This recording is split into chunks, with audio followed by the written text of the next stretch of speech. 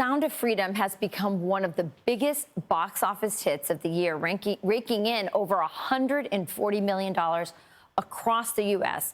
The film's spotlight on the world's human trafficking crisis has inspired action, as Senate Republicans are now calling for additional hearings. Our next guest says the film just scratches the surface of the issue.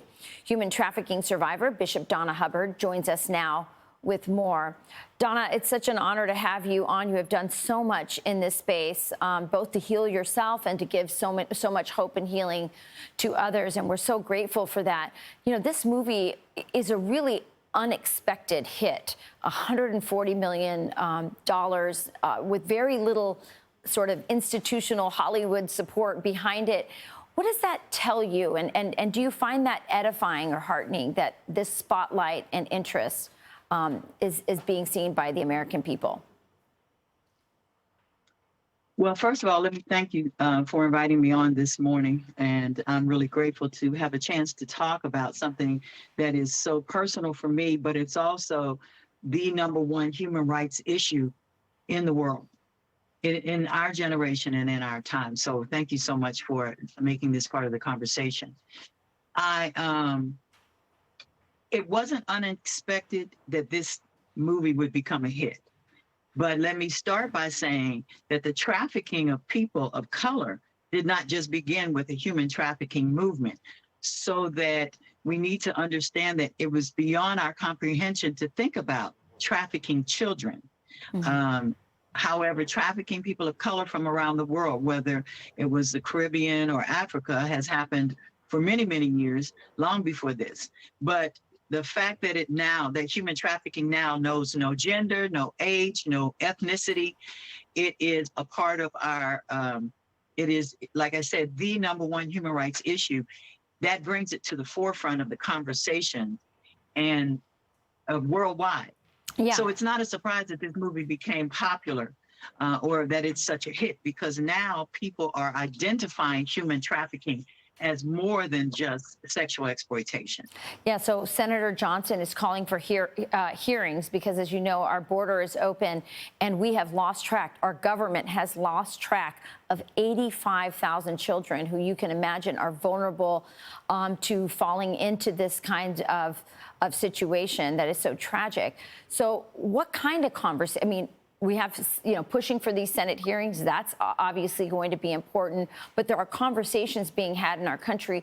What should those conversations look like? What can we do at this point after seeing this film? First of all, I think it's most important that people are truly informed about all forms of trafficking, because for so many years, human trafficking was just considered sexual exploitation. And I think that we know now human trafficking is so much more than sexual exploitation. So we have to really identify all forms of human trafficking. And those include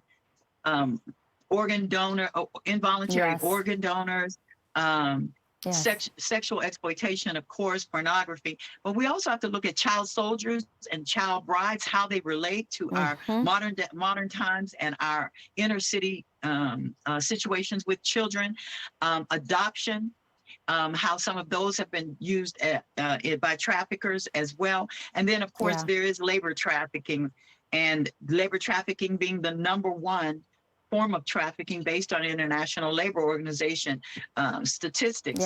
Labor trafficking is #1. So those conversations need to include not just sexual exploitation, but it needs to include all forms of human trafficking. And I think that the other piece that needs to be discussed is, how do children end up being enticed and involved? We need to look at different types of social media that are being used by traffickers to entice and recruit children, especially. And also, the politicians have to begin, and legislators have to begin to look at not criminalizing the victims. So often victims are criminalized themselves, as in my case, but so often victims are criminalized that we forget to look at the backside of human trafficking. And I think all of that needs to be considered. Well, Bishop Donna Hubbard, you are an amazing voice. We encourage people to look at your foundation and what you are doing and learn more. Thank you for joining us this morning. God bless you. God bless you, and thank you so much for bringing this to the forefront. Of course.